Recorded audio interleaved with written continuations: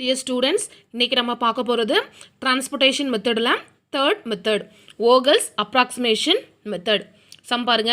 Use Vogel's approximation method to obtain an initial basic feasible solution to the following transportation problem. So transportation problem கொடுத்திருக்காங்க. இல்ல Vogel's approximation method use பண்ணி transportation cost கட்டிருக்காங்க. சரியா? So first கொடுத்திருக்க number என்ன பண்ணிருக்கோம்? Table box குள்ள போட்டுக்கிறோம். தென் இதில் என்ன பண்ணுறோம் அப்படின்னா ஒவ்வொரு ரோக்கும் ஒவ்வொரு காலமுக்கும் smallest number next smallest number ரெண்டையும் மைனஸ் பண்ணி அதோடைய டிஃப்ரென்ஸை ஒவ்வொரு காலத்துக்கு நேராக ஒவ்வொரு ரோக்கு நேராக எழுதணும். ஃபஸ்ட் இங்கே பாருங்கள், ஃபஸ்ட் இந்த ரோவில் நான் எழுதுகிறேன். First smallest number 11, next smallest number 13. So 13 minus 11 2. So next ரெண்டாவது ரோ பார்க்கும்போது ஃபஸ்ட்டு ஸ்மாலஸ்ட் நம்பர் 10, ரெண்டாவது smallest number 14. So 14 minus 10 4. Third ரோவில் ஃபஸ்ட்டு ஸ்மாலஸ்ட் நம்பர் 10, ரெண்டாவது ஸ்மாலஸ்ட் நம்பர் 13. So 13 minus 10 3. அடுத்த காலம் பார்க்குறோம். ஃபஸ்ட்டு ஸ்மாலஸ்ட் நம்பர் 11, ரெண்டாவது smallest number 16. So 16 minus 11 5.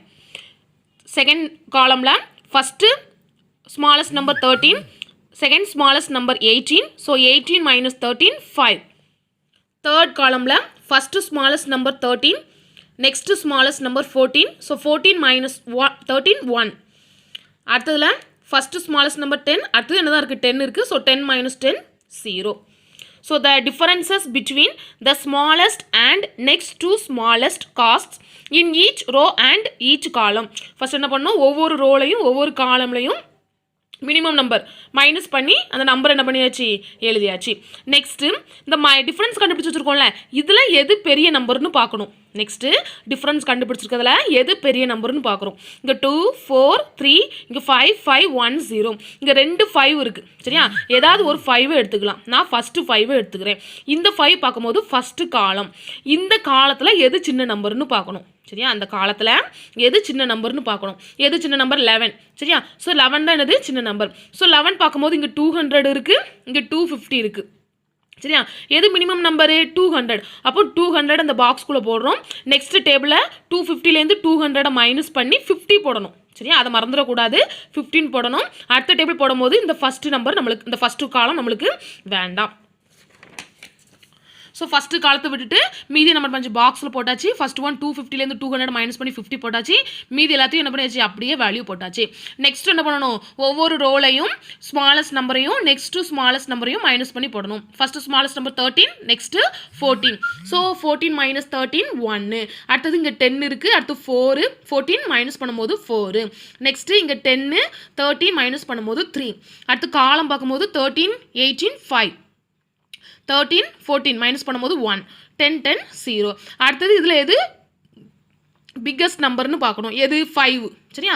So இந்த 5 இருக்கிற காலத்தில் எது ஸ்மாலஸ்ட் நம்பர்னு பார்க்கணும். எது ஸ்மாலஸ்ட் நம்பர் 13. சரியா? ஸோ இந்த 13 இருக்கிற காலத்துலையும் ரோவிலையும் நம்ம பார்க்குறோம். இங்கே 50 இருக்குது, இங்கே 225 இருக்குது. அப்போ என்ன பண்ணுறோம், இதில் எது மினிமம் நம்பர்னு பார்க்குறோம். ஸோ 50 என்ன பண்ணியாச்சு, அந்த பாக்ஸ்குள்ளே போட்டாச்சு. அப்போ 50 இருக்கிற அந்த ரோ நம்மளுக்கு கட் ஆயிரும். நெக்ஸ்ட்டு டேபிள் போடும்போது 225லேருந்து 50 என்ன பண்ணிடணும், மைனஸ் பண்ணி போடணும். ஸோ 175. மீதி நம்பர்லாம் அதே தான். சரியா? அடுத்த டேபிள் போடும்போது ஃபஸ்ட் ரோ இல்லாமல் அடுத்த டேபிள் போட்டாச்சு. நெக்ஸ்ட் என்ன பண்ணுறோம், இந்த திரும்பி என்ன பண்ணுறோம், ஸ்மாலஸ்ட் நம்பர்லேருந்து நெக்ஸ்ட்டு ஸ்மாலஸ்ட் நம்பரை மைனஸ் பண்ணி எழுதுகிறோம். இங்கே பாருங்கள், இங்கே 14 10. ஸோ மைனஸ் பண்ணும்போது 4. அடுத்து ஸ்மாலஸ்ட் நம்பர் 10, இங்கே 13 மைனஸ் பண்ணும்போது 3. இங்கே ஸ்மாலஸ்ட் நம்பர் இங்கே 2 தான் இருக்குது. ஸோ கண்டிப்பாக 2 தான் பண்ண முடியும் மைனஸ் பண்ண முடியும். So 24 minus 18 6, 14 minus 13 1, 10 minus 10 0. அடுத்து இதில் கொடுத்துருக்க டிஃப்ரென்ஸ் கண்டுபிடிச்சிக்கிறதுல எது பெரிய நம்பர்னு பார்க்குறோம். ஸோ 6க்கு நேராக எது ஸ்மாலஸ்ட் நம்பர்னு பார்க்குறோம். டிஃப்ரென்ஸில் பிக்கஸ்ட் நம்பர், அதுக்கு நேராக ஸ்மாலஸ்ட் நம்பர். ஓகேவா? ஸோ ஸ்மாலஸ்ட் நம்பர் இங்கே என்ன இருக்குது 18 பார்க்கும்போது இங்கே 175 இருக்குது, இங்கே 300 இருக்குது. எது ஸ்மாலஸ்ட் நம்பர் 175. அப்போ இந்த 175 நான் பாக்ஸுக்குள்ளே போடணும். நெக்ஸ்ட்டு 170 நேராக என்ன கட் பண்ணிடணும். நெக்ஸ்ட் டேபிள் போடும்போது 300லேருந்து 175 மைனஸ் பண்ணி போடணும். எத்தனை 125. மீதி நம்பர்லாம் அப்படியே இருக்கும். இப்போ நம்மளுக்கு 14 10 13 10 மட்டும்தான் வந்திருக்கு. நெக்ஸ்ட் என்ன பண்ணுறோம், டிஃப்ரென்ஸ் கண்டுபிடிக்கிறோம். 14லேருந்து 10 மைனஸ் பண்ணும்போது 4, 13லேருந்து 10 மைனஸ் பண்ணும்போது 3, 14லேருந்து 13 மைனஸ் பண்ணும்போது 1, 10 மைனஸ் 10 0. நெக்ஸ்ட்டு இந்த டிஃப்ரென்ஸ் டிஃபரன்ஸில் எதை பார்க்கணும், பிக்கஸ்ட் நம்பர் என்னன்னு பார்க்கணும். இங்கே 4க்கு நேராக ஸ்மாலஸ்ட் நம்பர் பார்க்கணும். இங்கே 14 10 இருக்குது. ஸ்மாலஸ்ட் நம்பர் என்னது 10க்கு நேராக இங்கே 250 இருக்குது, இங்கே 125 இருக்குது. எது ஸ்மாலஸ்ட் நம்பர் 125 என்ன பண்ணணும், இந்த பாக்ஸ்குள்ளே போட்டு 125 இருக்கிற ரோவை என்ன பண்ணியாச்சு, கட் பண்ணியாச்சு. நெக்ஸ்ட் டேபிள் போடும்போது 250லேருந்து 125 மைனஸ் பண்ணி 125 போடணும்.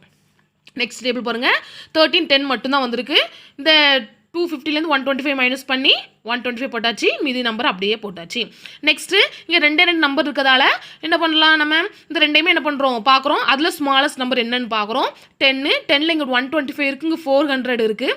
அப்போ என்ன ஆகும், ஸ்மாலஸ்ட் நம்பர் 125. அப்போ நம்மளுக்கு இது கட் ஆயிரும். நெக்ஸ்ட்டு 400லேருந்து 125 மைனஸ் பண்ணி போடணும். எத்தனை வரும் நம்மளுக்கு,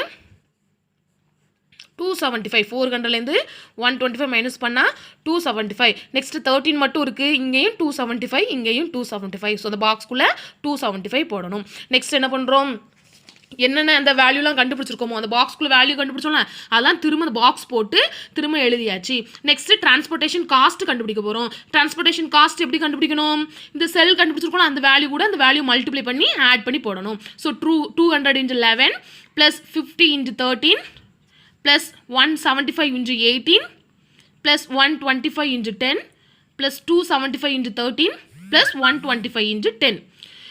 இந்த ஆறுவே என்ன பண்ணோம், மல்டிப்ளை பண்ணி ஆட் பண்ணோம் அப்படின்னா நம்மளுக்கு the transportation cost Z is equal to 12,075 நம்மளுக்கு கிடைக்கும்.